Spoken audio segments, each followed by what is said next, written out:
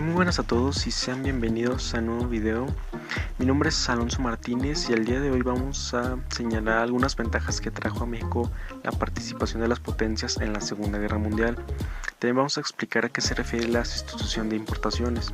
Vamos a explicar brevemente las tres etapas que comprendieron el modelo de crecimiento económico hacia adentro y también indagar sobre los conceptos de globalización y neoliberalismo. También vamos a buscar en qué año y durante la gestión del presidente se firmaron los acuerdos para la apertura comercial de México en el contexto de globalización. Bueno, sin nada más que decir, comencemos. El modelo de crecimiento económico hacia adentro logró sus objetivos: la industrialización de la nación y a partir de ella el crecimiento del Producto Interno Bruto. Este crecimiento fue resultado del contexto mundial del momento. Como sabemos, en 1939 el mundo está en plena guerra mundial. Los países industrializados ocupados por la guerra y sus efectos permitieron que México se encargara de producir lo que antes estas naciones le exportaban. La sustitución de importaciones consistía en disminuir la compra de productos del extranjero para impulsar la industria nacional como la actividad económica de relevancia. Fue entonces que se crearon parques industriales en el país. Un ejemplo de esto se puede ver en un producto. Antes México importaba refrigeradores, pero después el modelo impulsó la importación de la máquina encargada para producirlo en el país. De esta manera se expandió la industria en nuestro país. Este modelo económico tendría también efectos sociales. La migración de la población del campo a la ciudad. Fue un momento histórico de crecimiento de las ciudades. Las particularidades de la estructura económica durante este periodo fueron la estabilidad de los precios internos y el aumento del salario real, es decir, del poder adquisitivo. El crecimiento económico ha logrado el beneficio de la industria y a las ciudades. Por lo tanto, el aumento del salario real no fue un fenómeno general para toda la población, sino que estuvo limitado al sector de los trabajadores de la industria, mismo sector de la población que también gozaba del crecimiento de las ciudades y de los servicios. Sin duda, esta fue una época de mejoras para dicho sector social. Bueno, ahora explicaremos brevemente las tres etapas que comprendieron el modelo de crecimiento económico hacia adentro, desde 1940 hasta 1982. Bueno, en primera instancia tenemos de 1940 a 1958, que es el crecimiento con inflación. Bueno, como antes ya habíamos hablado, las naciones industriales más poderosas se vieron inmersas en la tensión de la Segunda Guerra Mundial. Esta situación se dio la oportunidad a México de implementar un modelo económico que basó su esperanza en el desarrollo de la industria nacional, en lugar de adquirir productos del extranjero, básicamente de Estados Unidos de América, como consecuencia de la situación mundial y debido a las estrategias que en ese momento llevó a cabo nuestro país. Ahora hablaremos del periodo que comprende de 1958 a 1970, que es el desarrollo estabilizador. En este se experimentó un crecimiento económico sin precedentes. Este fenómeno se caracterizó por bajas tasas de inflación, o sea, significa que no hubo un incremento significativo de precios en bienes y servicios, y una gran estabilidad económica. Este periodo histórico de nuestra nación recibe el nombre de desarrollo estabilizador.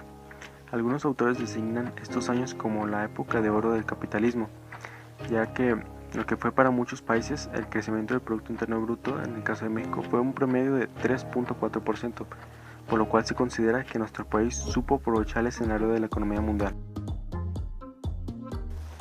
Ahora, en última instancia, tenemos el último periodo de 1970 a 1982, que es la etapa de crisis y agotamiento. Es importante recalcar que en este crecimiento provocó el descuido del campo mexicano, del cual no pudo después recuperarse. Esta prosperidad económica no estaba beneficiando a toda la población mexicana, estaba generando con ello una grave crisis en el campo mexicano, por lo que las familias del campo empezaron a migrar a las ciudades, pensando que allí encontrarían oportunidades de crecimiento, pero en realidad se generaron los llamados cinturones de miseria. Estos efectos sociales se agudizaron por las grandes diferencias sociales. En la década de los 50 se afirmaron que la mitad de la riqueza de la nación estaba en manos del 10% de la población. Estas condiciones generaban inconformidades entre los obreros y los campesinos. Para 1951 se generó la denominada Caravana del Hambre, conformada por familias de mineros que viajaban a pie desde el Coahuila hasta la capital del país, protestando porque el crecimiento económico para algunos sectores estaba generando gran pobreza para la mayoría. La situación se hizo más compleja cuando el crecimiento de la economía mexicana empezó a verse reducida, ya que en el campo era incapaz de soportar el crecimiento de la industria, lo que originó una baja de producción de alimentos y divisas, con ello un déficit en la balanza comercial. Esto significa que cada vez que era mayor la diferencia entre lo que exportaba México e importaba, es decir, se redujeron las exportaciones y se incrementaron las importaciones. Aunado a esto, la capacidad de ahorro de los mexicanos se venía abajo, contrayendo aún más la economía. En estas condiciones, nuestro país se vio orillado a recurrir a préstamos extranjeros, cambiando drásticamente la suerte de la economía mexicana. El momento clave que puso en jaque y cuestionó gravemente los desajustes económicos y políticos a consecuencia de los modelos implementados fue el movimiento estudiantil de 1968, que el desenlace de dicho movimiento ocurrió el 2 de octubre con una cruel matanza y desaparición de centenares de jóvenes. Otro episodio de represión estatal fue el 10 de junio de 1971, cuando nuevamente fueron asesinados grupos de jóvenes estudiantes por grupos paramilitares. Estas situaciones que se han presentado en la historia de México han marcado una pauta en el imaginario colectivo.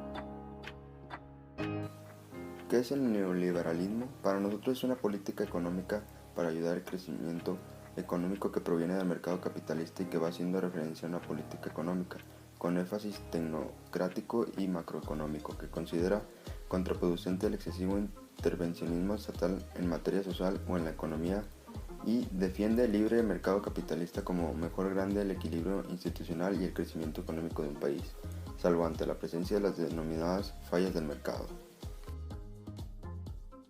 ¿Qué es la globalización?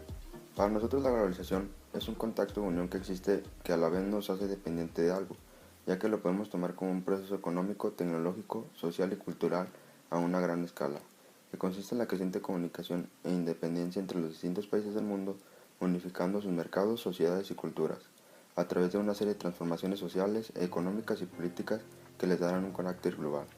La globalización es a menudo identificada como un proceso dinámico producido principalmente por las sociedades que viven bajo el capitalismo democrático o la democracia liberal y que ha abierto sus puertas a la revolución informática, plegando a un nivel considerable de liberalización y democratización en su cultura política, en el ordenamiento jurídico y económico y nacional y en sus relaciones internacionales.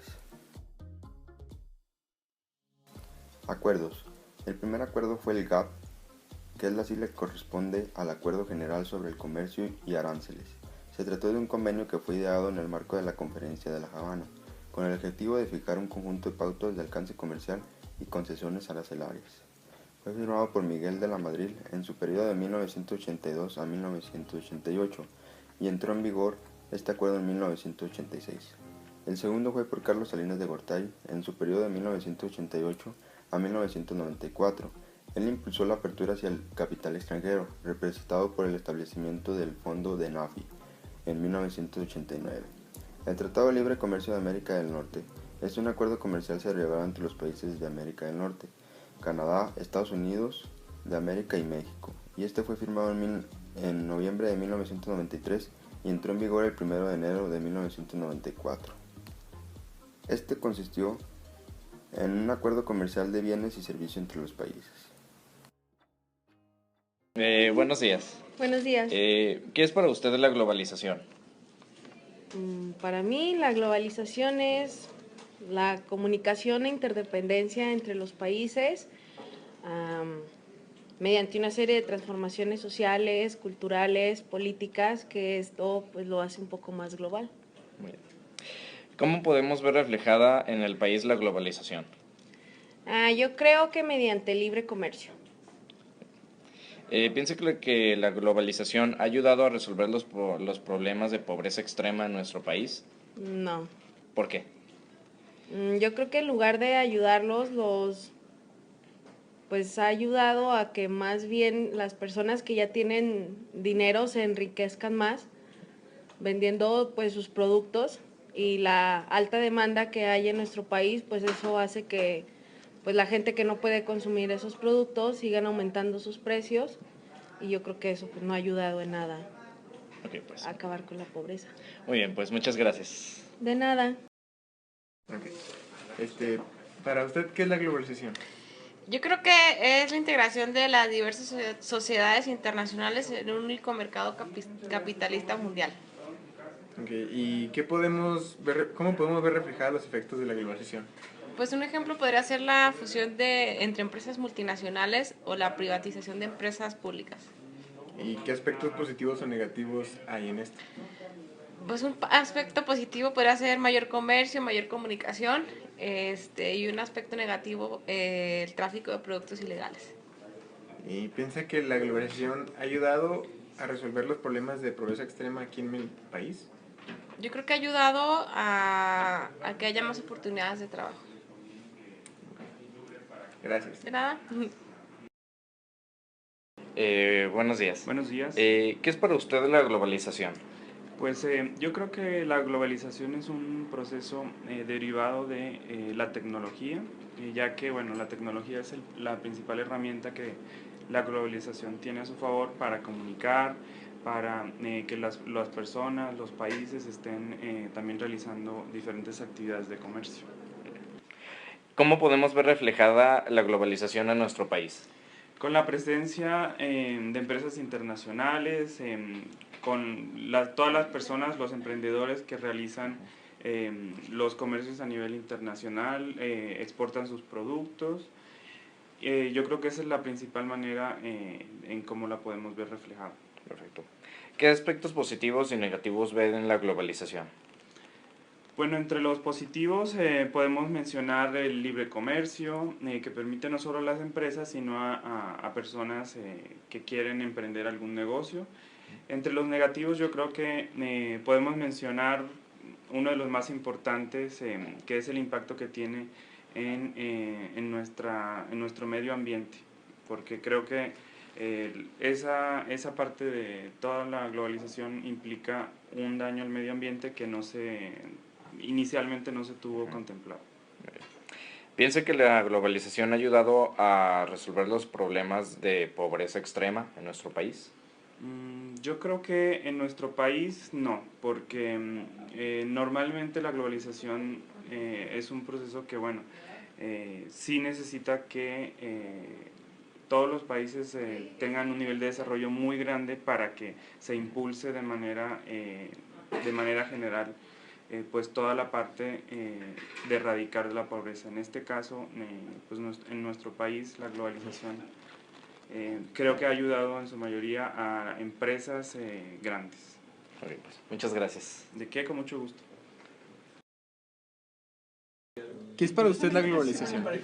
Pues de hecho creo que es no tanto un movimiento, sino una situación mundial que involucra no solamente la relación o interrelación entre culturas, sino la combinación de pensamiento, de ideología política, de economía, de tecnología. Es un involucramiento global, como su nombre lo dice, es una mezcla de culturas, mezcla de pensamiento mundial. Eso es para mí la globalización. ¿Y cómo podemos ver reflejada esto en el país? Pues de hecho, mucha de la economía nacional se tiene que comparar o tiene que estar respaldada por la economía mundial. En el aspecto de la manipulación, bueno, más bien el precio del dólar o las cotizaciones del mercado, o incluso también la presencia del internet y la inmediatez de las noticias. Entonces aquí el gobierno se entera bueno, más bien el país se entera de las noticias internacionales y el país también sale a relucir en las noticias internacionales. Entonces ya está el ambiente económico y el ambiente social. Entonces todo eso se refleja en un ambiente internacional. ¿Qué aspectos positivos o negativos considera que la globalización ha traído al país? Pues de hecho un aspecto positivo es el crecimiento industrial en el país, el hecho de que México se haya dado a conocer y esté siendo como foco de empleo para muchas empresas internacionales, también la presencia económica de México en mercados internacionales, la presencia de México en las telecomunicaciones internacionales, la presencia de México con sus culturas, sus tradiciones, sus figuras arquitectónicas, la presencia de México en los mercados globales. Esos son aspectos positivos. Aspectos negativos es la falta de identidad nacional. Un hombre puede ser de un país, por ejemplo, un hombre puede ser mexicano, pero con pretensiones internacionales, es decir, no sentir la identidad nacional, sino querer imitar las raíces externas a las que está sometido o a las que tiene conocimiento. Okay. ¿Y piensa que la globalización ha ayudado a resolver los problemas de pobreza extrema en el país? Pues de hecho, más bien los ha hecho más notorios. Si antiguamente la pobreza era igual de extrema que en la actualidad, pues no era tan conocido la pobreza, sino que estaba oculto a los ojos del mundo, dando al mundo una careta que no era la real. Entonces, creo que no ha ayudado en absoluto la globalización a la erradicación de la pobreza extrema, simplemente a difundirla, hacerla conocida en el mundo. No ha ayudado en absoluto. Al contrario, creo que ha afectado más el mercado global a los pobres, los ha hecho más pobres, y a los ricos los ha hecho más ricos, pero no ha ayudado a erradicar la pobreza extrema, en absoluto. Bueno, gracias, profe. Qué un gusto.